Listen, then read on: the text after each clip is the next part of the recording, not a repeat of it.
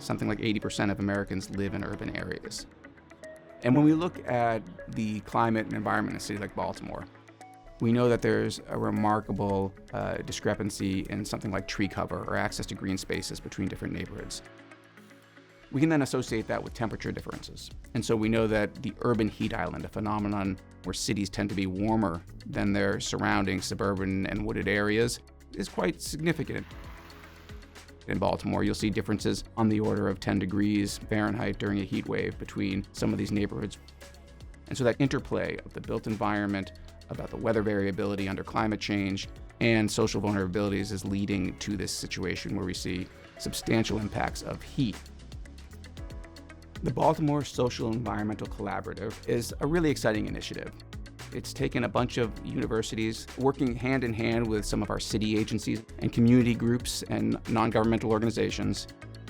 We basically said, well, let's come together and really try to do the science that's required to inform resilient strategies for Baltimore when it comes to being adaptive to climate change. Over the past 3.5 years or so, we've been working together to have the stakeholders help define for us the challenges that they need more science to address.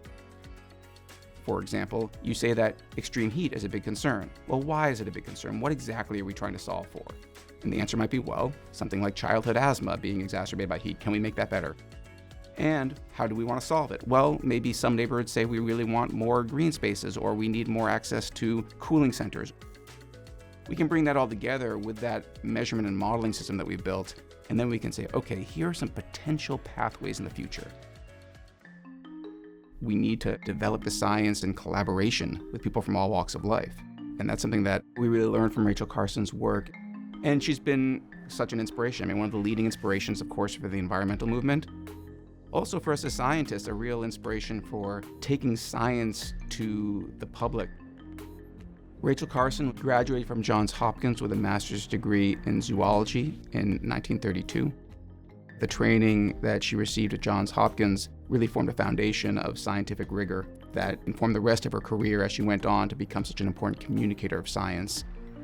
She's, of course, best known for the book Silent Spring, published in 1962, which really told the story of what DDT as a pesticide was doing to ecosystems and ultimately to people's health. In 1972, the EPA ended up acting to ban DDT in the United States, and that is a direct consequence of the writing of Rachel Carson and the movement that built around what she wrote about. The legacy of Rachel Carson, I think, is something we almost take for granted, because at this point, we all know that it's important to get outside the lab and that you need to communicate your results. And so in Baltimore, we have the opportunity to partner with the community so that we can make sure that we are learning from them how to best communicate. And again, that's something that I think we all appreciate now, in part because of the kinds of successes that people like Rachel Carson made possible.